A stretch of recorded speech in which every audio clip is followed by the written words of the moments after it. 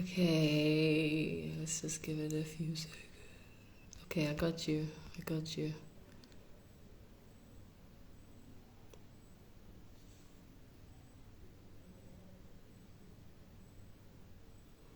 Hi. We're going live with Modise in a few seconds. I'm just getting him on. So for those who are already on, okay, Modise is already on. Cool. We're having a conversation. My name is Serati. I'm a singer-songwriter. I'm a model. I'm an artivist. I am a performer. I'm a writer, and I'm speaking to South African poet, award-winning poet, Modise Sekgothe. And so I am going to bring him on. So nice to see people. Try to get him on. Cool. Oh, wow, that was so quick. This is really nice. Hey, Yo, how's it going? good, good. All is well. It's a great I'm day. good. I'm How are you? honestly, I'm a bit tired. I knew that it was going to be a big, Mhm. I have this performance on Thursday here in Maputo. So I knew that, I have a lot to organize. And so having this live stream today would probably be like adding on. But I was also really looking forward to having the conversation. So I'm really glad that we're here doing. I'm glad it's happening. Like I said, there's load shedding happening, and I was worried that we wouldn't be able to commit, Yeah, but I'm I'm really glad. glad. I was so concerned when you said load shedding. I was like, okay, what am I going to do? Am I going to do the live stream alone or are we going to postpone? But I was like, what am I going to say for 45 minutes alone? I think that would definitely defeat But, the I also was purpose. like, if I cancel, that would be a bit like, okay, would people come and watch the next one? We just cancel.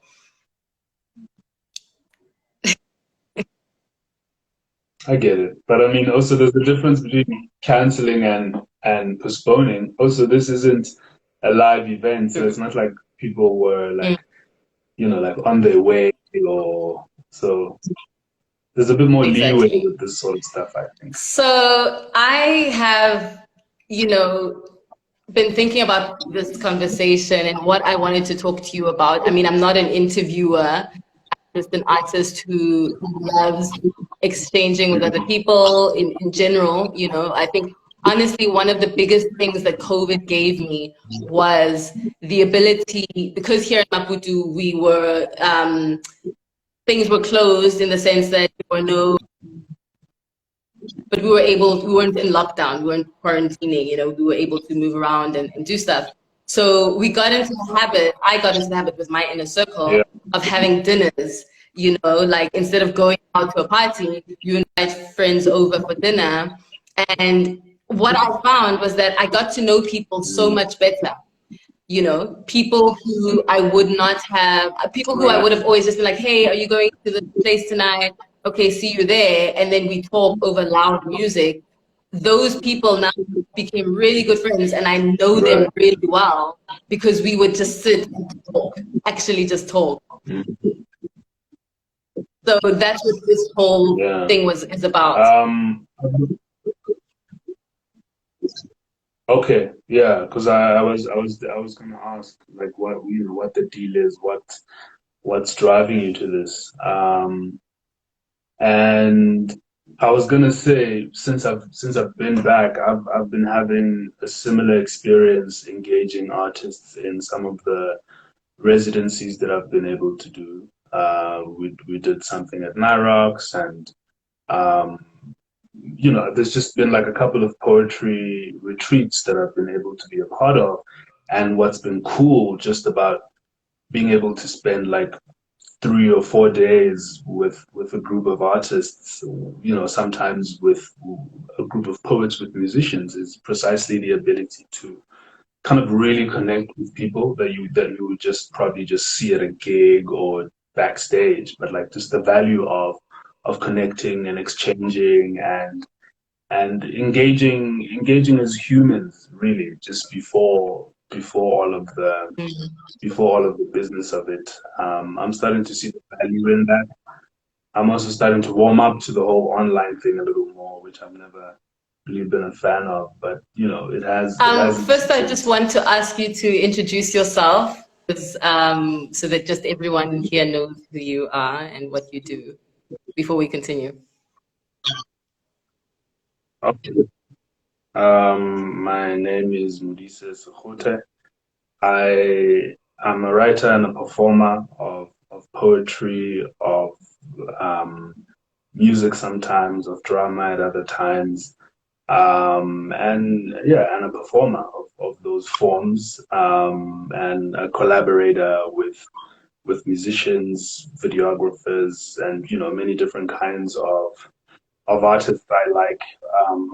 Much of my work is rooted in poetry, but I like exploring how it sits in film, in theater, and just in different ways, and seeing how far I can stretch it for myself and for audiences. And that is, yeah, that's I'm what I'm glad that you obsessed with. mentioned collaboration because, again, this is not an interview, but I also wanted it to have some direction, conversation, so that it's just like too broad. Sure.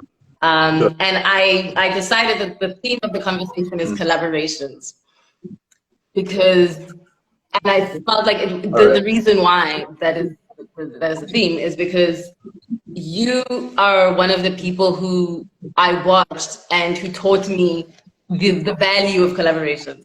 So I remember watching you like years ago, I don't know, I feel like it wasn't just, I don't know if you had another collaboration or another like other like collective sort of thing with someone else before Children of the Wind. Because, or maybe it was Children of the Wind that I saw you with first, and because I knew you, both you and Itai, I was like, wow, I really like this. And what it Mhm. was is because I have always had a very clear image of where I see myself going as an artist, as a performer. And that image never involved being a part of a band. I always saw myself being supported by a band, but I never saw myself becoming part of a band. Yeah. So, or forming a collective of people, group or anything like that. Mhm. And so when I saw you and Itai Akim doing, creating Children of the Wind, and how just like how beautiful that was that you could come together from your different backgrounds and create something unique. I was really intrigued by that, and that definitely sparked something within me. And now, years later, I have a collective, and it wasn't like, oh, Lisa just, I'm going to do it. But it was just one of the things along my journey that no, it just intrigued me. It just stimulated something within me that made me think maybe there is value in this. And it looked so good the way you guys did it.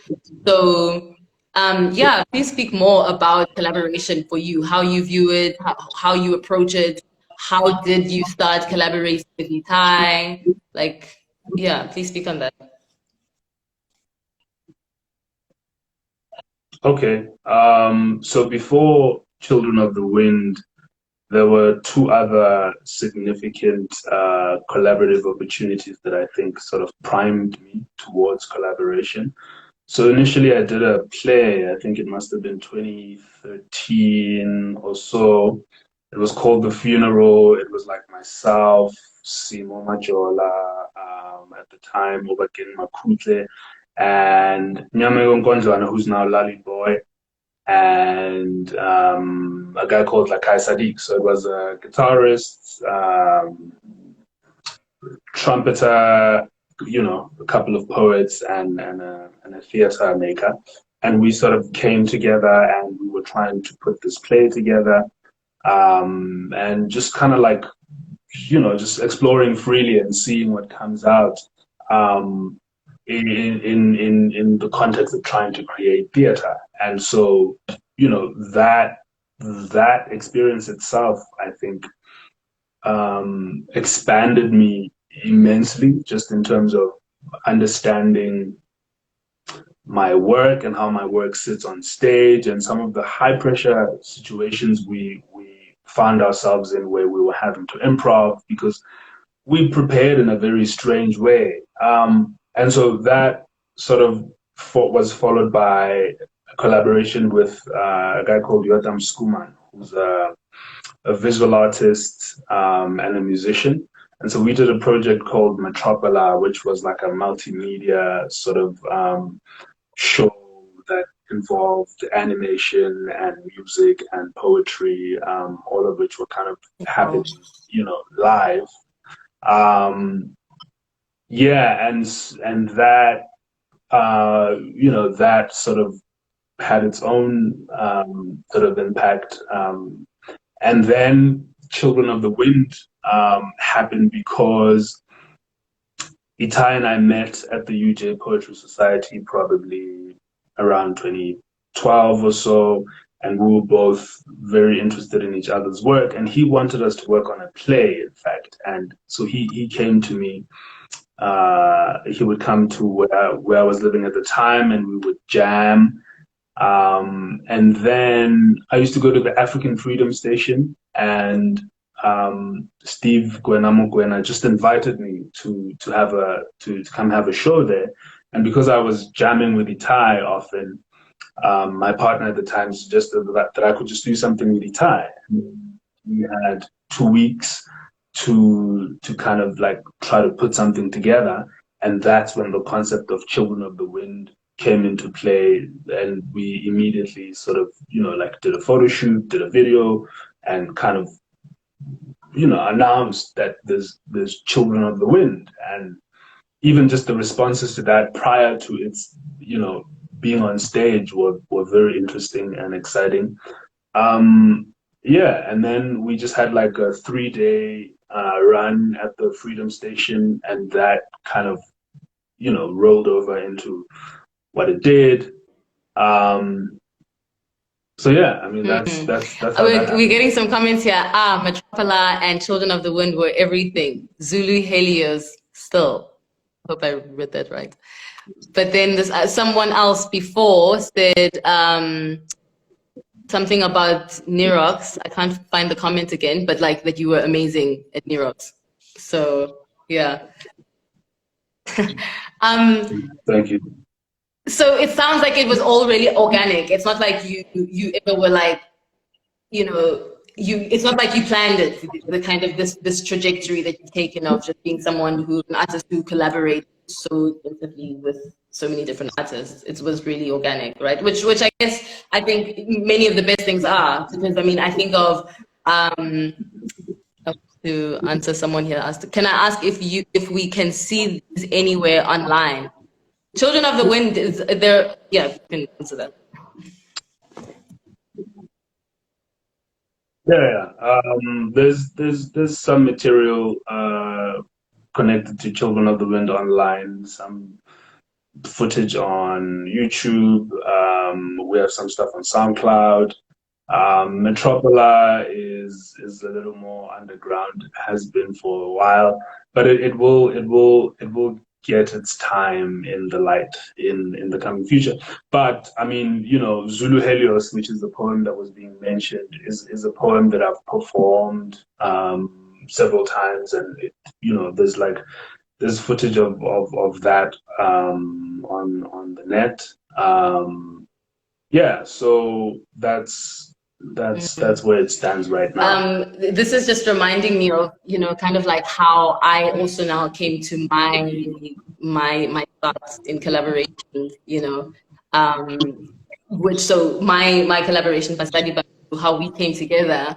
It was interesting. It's sort of like we are a product of COVID because we would not exist if it weren't for COVID. So my collective, just for everyone who's joined, thank you to everyone who's joined, 18 people. Thank you guys. It's so nice to have some people to kind of interact and engage with. But just to introduce myself again to those who don't know me, because there are lots of people here that I don't know. My name is Serati. I'm a South African singer-songwriter, artivist, which is activist who uses art. I'm a writer, I'm a model. And And I'm currently living in Mozambique, and I have formed, and I'm part of a collective called Serati. So I'm a solo artist, but have then now become part of a collective of 4 women. We're 4 women from South Africa, Cuba, Brazil, and Mozambique.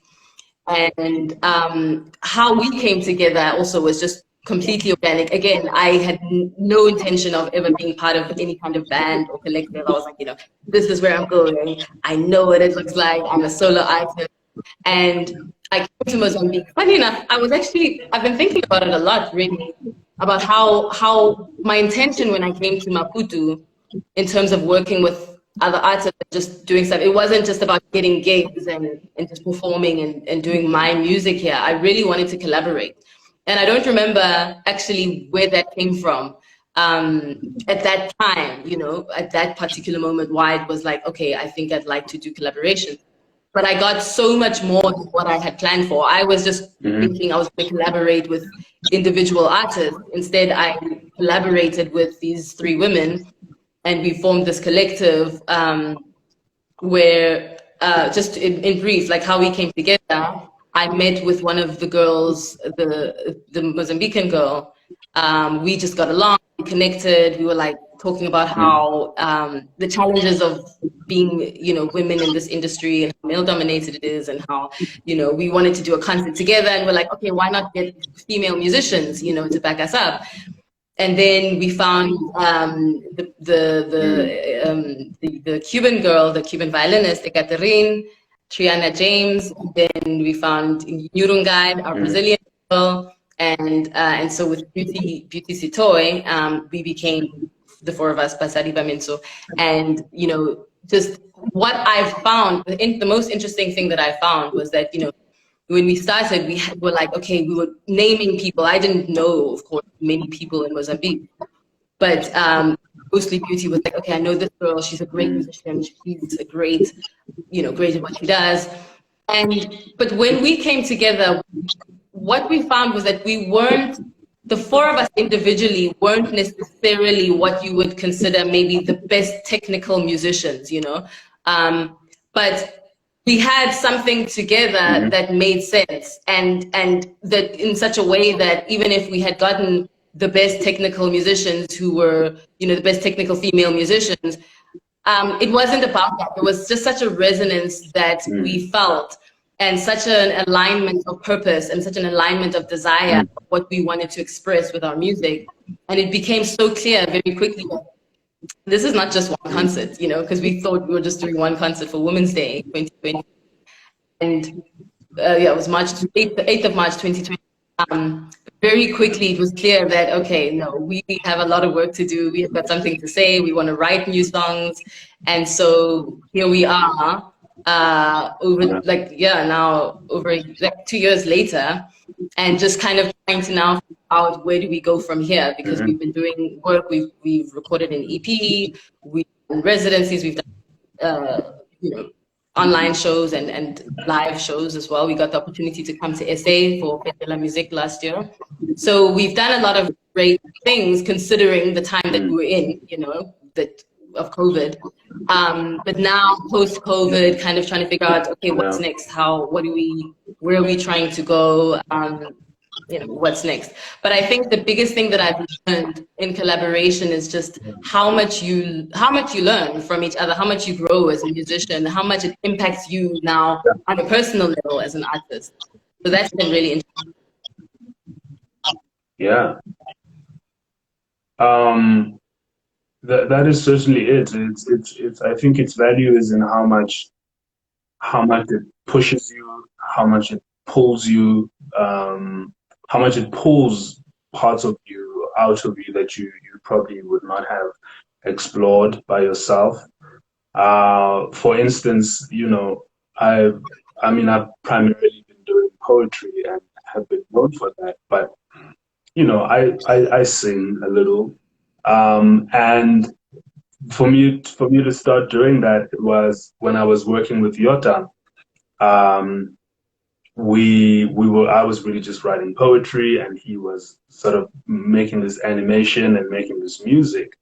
And there just came a point in our process where I felt free enough to, to use my voice for more than just the words. And, that space sort of bringing out that part of me and how I express myself, and then later coming to working with Ty, sort of starting to use the djembe that I always played sort of in my room, and kind of feeling comfortable enough in that space to pull that out and play and kind of have the space also be open and free enough for me with like my subpar drumming ability at the time to kind of freely play freely with someone like Itai who's a great guitarist, and just sort of have a space where we can explore, and I can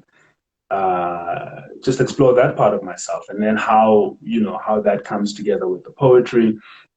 And so it's always been in how it it's allowed me to explore certain things that I wouldn't by myself, even in terms of like some of the subject matter that if maybe I'm collaborating with someone and I'm just coming in as a poet, some of the subject matter that I tackle would not always be something I would gravitate towards by myself. I would often probably be a little too introspective in my thinking and my writing, or a little too head in the clouds or whatever it is. And so coming across other artists that are concerned with social matters and just different kinds of subjects that kind of challenge me and sort of direct me towards ideas that I wouldn't always I love explore. that.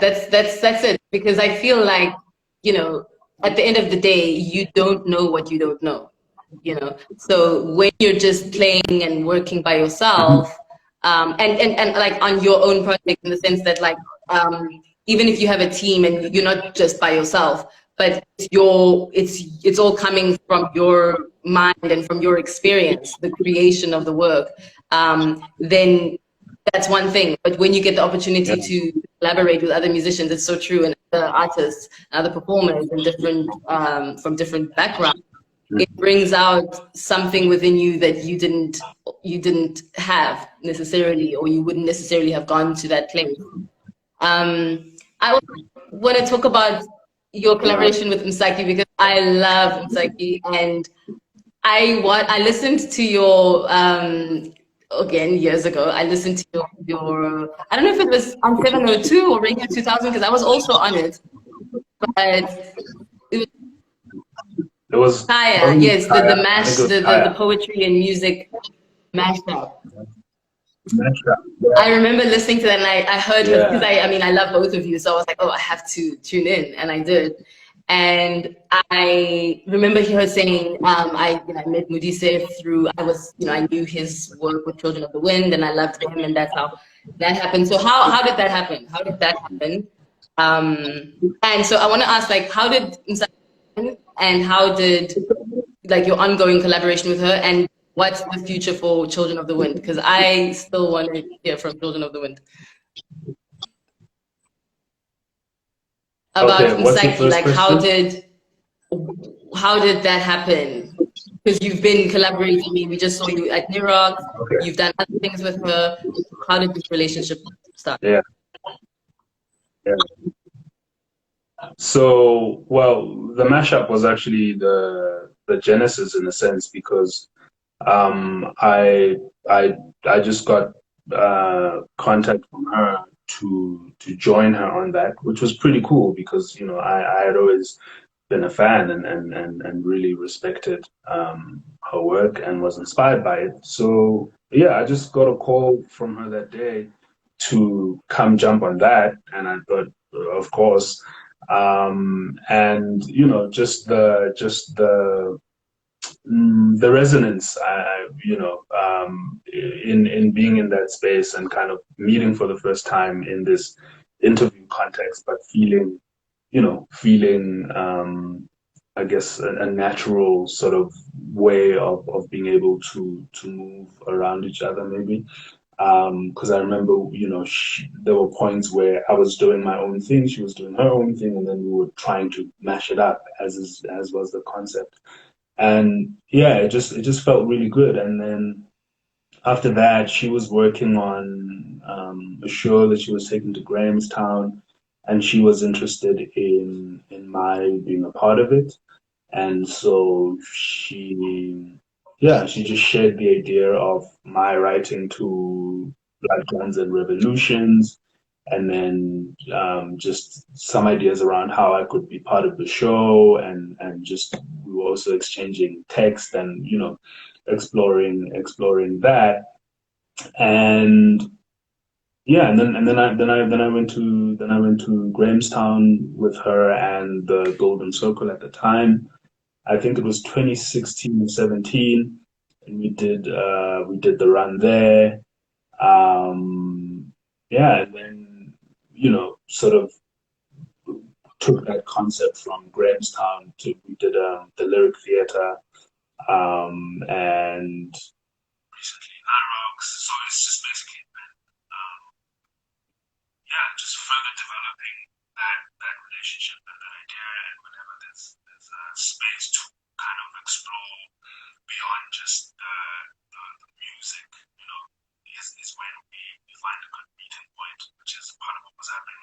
What's happening in Naros is that she had it was part, I guess, a launch of sorts of her work, but it was also an exhibition. So she was doing different forms of art, visual art, dance, and kind of incorporating many different kinds of forms, and that felt like exactly the sort of space that I would fit in that context. And so yeah, that's how that has. Please, I just want to interrupt you for a second because your sound, something has changed. I don't know. It's like, I don't know. I don't know how to explain this, but has something changed on your end? Nothing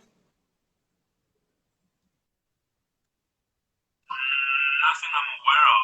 So has it changed such that you might No, we can hear you, but it's like it's sounding like far, like it's coming through some kind of filter or something. No. If it's nothing, then it's okay. Or if there's nothing you can do about it, there's no problem. We can keep going because we can hear you. We do want to hear some poetry, and I want to do a song as well. And then yeah, so we can continue. So, regarding Children of the Wind, we have recently been rehearsing and kind of just trying to refamiliarize ourselves with the energy of Children of the Wind. And yeah, we're gearing towards kind of getting back into it. It'll be a little bit on hold for maybe a few months at the moment, just for some personal things to be taken care of, and then we probably align. But yeah, Children of the Wind wants to be very alive for a while, and there's still a lot that we owe just to the work and to the energy of us coming together. And so, we have a responsibility in a way to that. But we also are generally very excited by its energy and what it means for us, and perhaps what it's meant to people that have connected with it. So it's it's just a matter of just a little more time. It's all about timing. I really want you to do a poem, but I don't want you to do it with the sound being bad because it won't do it justice. So I wonder if we should maybe try you dropping the live and come and joining again, because I don't know why it's making this like filtered sound. Should we try that? Okay. Okay, sure. Okay. So I'm gonna re-add Modise, and we're gonna answer this question. Oh, okay, cool. How do I leave? There we go. How do No, it's fine. I? It's fine. Yes. Oh, really? Okay. Okay, cool. I want to do some performance before we continue talking because there's someone here who's asked, but I would like you to answer afterwards. But they've asked, I've always loved that Modise, what Modise does with the loop around the loop sound instrument. Sorry, I don't know what it's called. Can he speak more about this in his performances, as well as other instruments he uses? And then someone else says, we always thrive in collective missions. Amazing reflections, Serati. It's true, we do thrive in collective missions. I find that what I found with my collaboration as Basadi Baminto is that, I actually just like literally lost what I'm saying. What was I saying? Oh yes, collaboration, it's like a marriage in a way. Because it's like a relationship, a marriage, a deeply committed relationship where you know everything about this person, and you know their annoying habits, you know their you know the worst, you've seen the worst of them, and you know the things that you don't like about them, you're very clear about them. But there's clearly something that you see in this person that allows you to look so far beyond that and be able to say, I'm creating something with this person. There's something that you create when you come together that keeps you together. A vision, combined vision that you share, or something that you see them. And so I find that with my collective, because it's not easy working with a group of 3 other people, and you get on each other's nerves, you work differently, whatever. But with my collective, I found that it's like what we have together, just the fact that we've come together and we're able to, we're just so in resonance with each other on what we're trying to create, And that is powerful. And so I really feel like it is a marriage, because I'm like, no matter how annoyed I can be, with any one of the girls, these girls are my sisters. And the fact that we're able to come together like this, tells me that there's work to do here. Yeah. Yeah. So some poetry, please. Okay. Let's try. You are one of the best things to ever happen to me. So I must prepare myself for the worst. For love comes inevitably interlocked with loss. Every great love drags behind it just as great a loss as its cost. But never again shall I be shocked by the debt collector's knock, nor shall I be found fumbling on all fours at the fading of a dame's chorus, feeding from the ground, bleeding at the mouth from screaming my devotion. I have long since begun the process of losing you, routinely, to root in me the coming cruelty of your leaving. I walk behind you most religiously, to acquaint myself with the sight of your back and the swing of your stride on the path of your fleeing. I visualize losing you so vividly that your leaving visits me ceaselessly. I rehearse releasing you so readily that your remnants have already made themselves known to me. Every day I hold you only to acquaint myself with the feeling of letting you go. Every day the loss of you takes hold of me. I exercise accepting your exit so efficiently that your energy already radiates that of an ancient being. I keep forgotten bits of you in my museum of innocence to remember you gently. Tufts of your hair hang on the walls up the stairs to the pantry. Bits of your bitten apples are hidden in a trench for preservation of their sanctity. A couple of your lost socks are in a secret box behind the broken chair by the magazines. The broken cup you drank with I put together with my soul for later reckoning.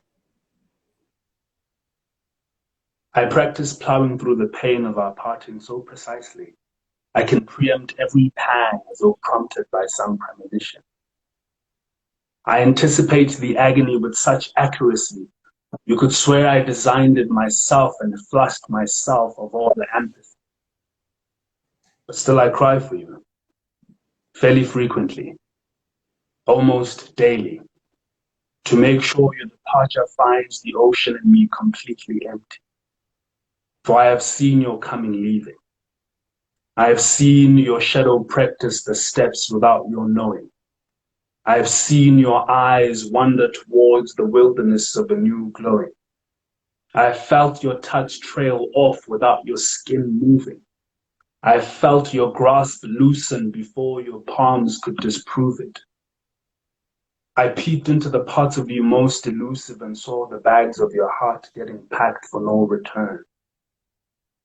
I know with certainty that time is a fraudulent beast, and I cannot stand the sleight of hand I've once before seen. So I do not let you go because I do not love you, but because everything I have ever loved, I have lost. Wow. Thank you. I've been seeing the posts. I've been seeing the posts of that, the like little clip of that poem at Leanne.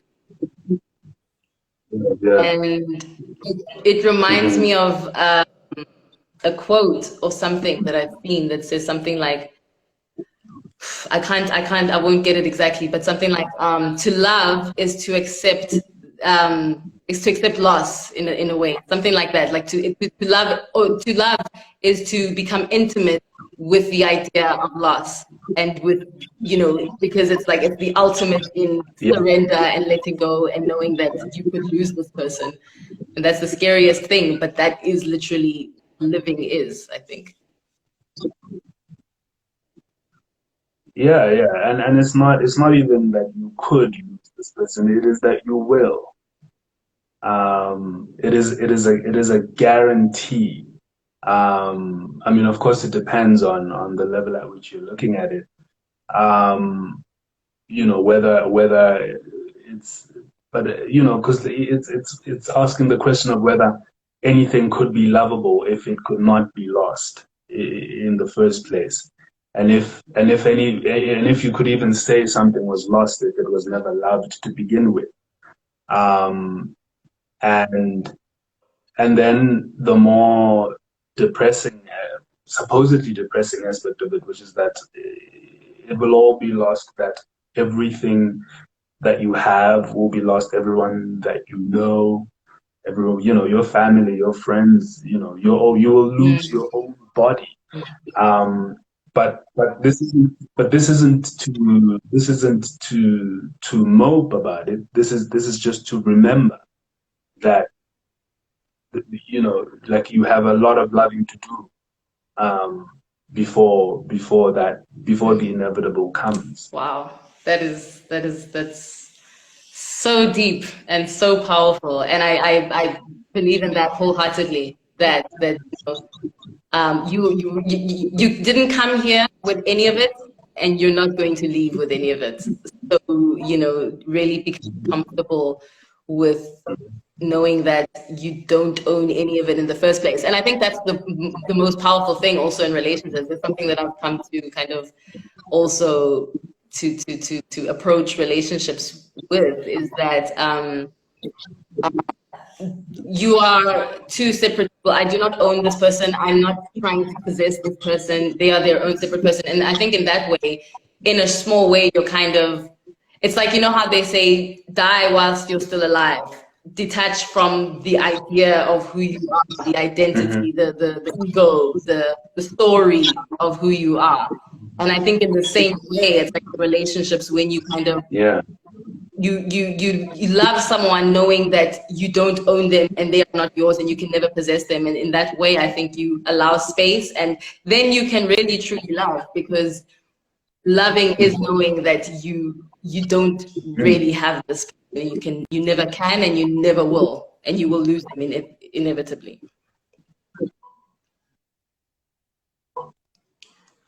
Yeah. So I'm gonna do a song quickly, and then we're gonna end off. This has been so great. Thank you guys for joining, and there's a person who still wants their question answered, and I would like us to answer it afterwards. But this song is called Morning Moon, Evening Sun. And it's kind of actually speaks to the very same thing of like, it goes like a morning moon, clinging till pushed aside, like an evening sun, dipping low into the sky. Young love lives and never dies. So it really kind of speaks to the same thing. I'm just gonna get my positioning right here. Okay.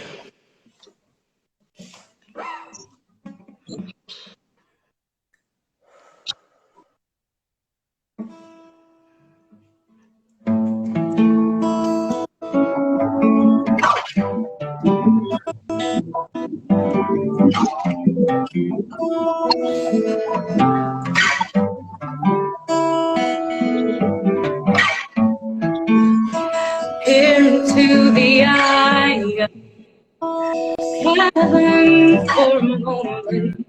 Imagine somewhere out there, barely a woman.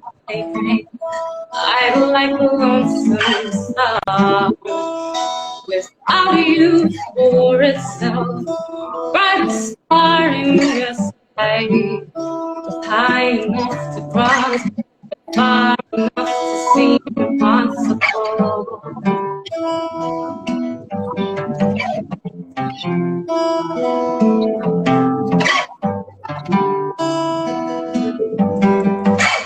In another life, I'd be your muse, your chartress, but I'm not about to go back there. These things are better off left unsaid. I know it now, but didn't then. That time slips through your hands like the falling rain. Holding on would be in vain.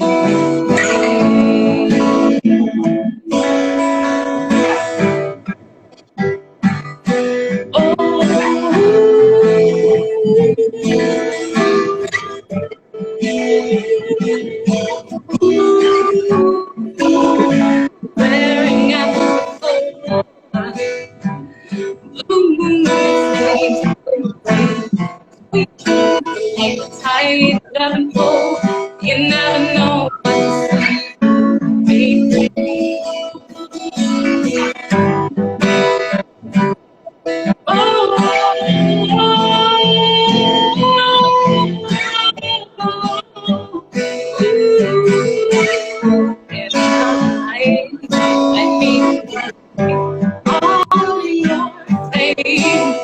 Raise up your sun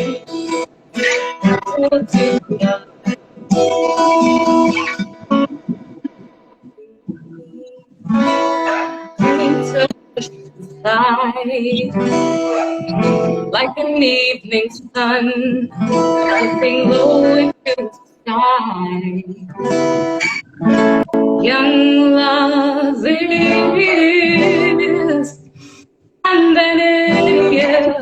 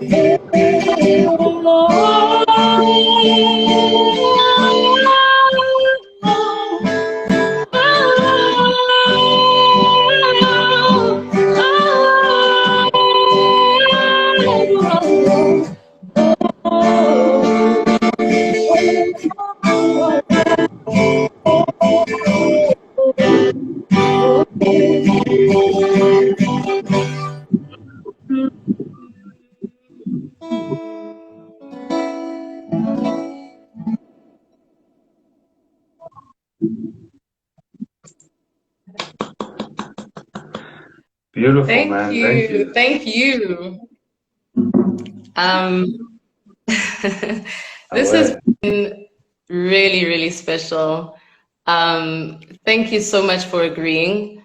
Um, I just want to say, because I didn't necessarily plan what I was going to say, like it's always nice when you do a live stream for people to know, like, what am I tuning into? What are you guys talking about? So but I didn't have like, okay, this is what we're going to talk about. But just before, literally just before the conversation, just before we went live, I was like, what's my angle? Like, what, it needs to be some kind of like boundary of this conversation, some kind of somewhere where we're going with. And I think it just made, when I realized, oh, Yeah. collaborations, I really want to talk to you about collaborations because I've learned that from you and I've seen you do that so well. And so I think it Yeah. it turned out really, really well. I'm really grateful for having done this and to you for having agreed. Yeah. Thank you for inviting me. Like I said, I'm warming up to this sort of online stuff, and I'm enjoying this, which will probably prompt me to do more. And in fact, I was even thinking about, when I was wondering why you were doing it, I was even thinking about how I could probably gravitate towards, trying to do the same thing with just having conversations with poets particularly, and just talking, because perhaps we're not doing enough of that. Because there is a lot to talk about, and there is a lot to Mm, figure out together. Um, so yeah, this definitely inspires me, because also, it's one thing to collaborate through work, but it's another, there are other forms of collaboration, and those are discourse, and those are and exchanges mm, of ideas, and all of that contributes to what the work can become. So I think that's definitely something I take from this particular experience, to kind of just expand my understanding of what it means to collaborate, and to try and find other ways of doing that. And yeah, and just to talk more. I think maybe we don't do enough of that.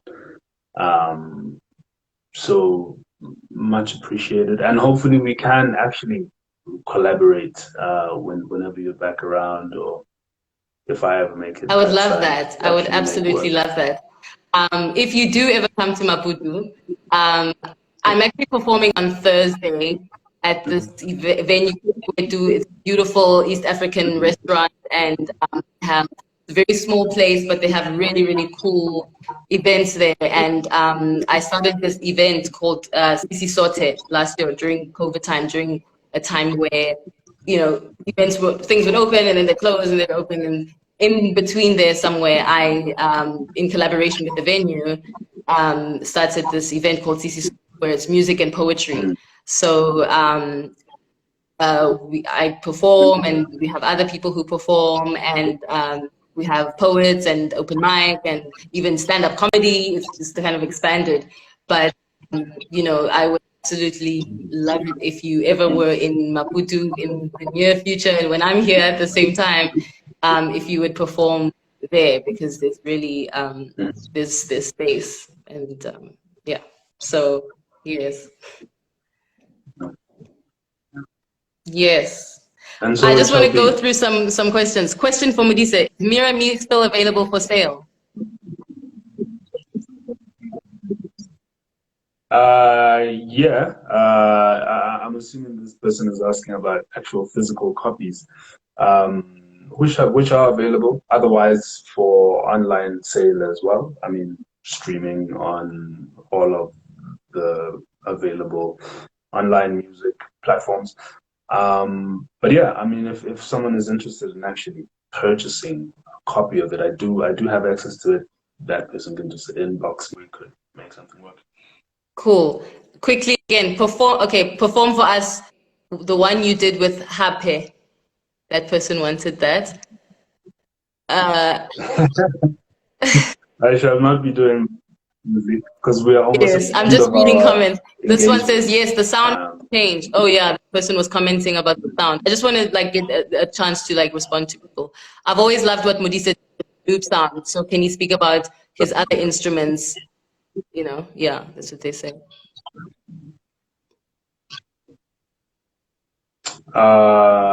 well, I mean, I do play the djembe. I recently started playing around with something called a tongue drum, which is kind of similar to a hand pan or a hand drum, if you know what that is. I'm playing around with that.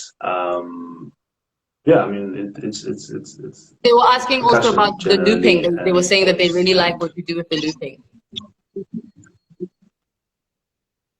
okay. So what's I'm so just what's the reading. question? Um, that's a good point. But I think you answered it. Honestly, I think you answered it. So I think we're gonna end here. We have Okay. like people who've just joined. If you've just joined, this conversation is gonna be on my it's obviously gonna still be live for the next it's gonna be on for the next I think 24 hours. And then I'm gonna put it on my YouTube channel because it's really nice. The quality is good, the connection has been great, and it's been a great conversation. So thanks for those who joined us in the convo. Really enjoying these exchanges, like you say, collaborations and exchanges. And I look forward to collaborating with Mm. you in real, in real life in future. And all the best, Lisa. Thank you for saying yes. Well, And thank you for being you. And I love your work and I love following you and I love learning from other artists like yourself. So I just want to say I appreciate you. thank you. The respect is mutual, and I wish Thank you all you. the best as well. Okay, we're out. Cheers.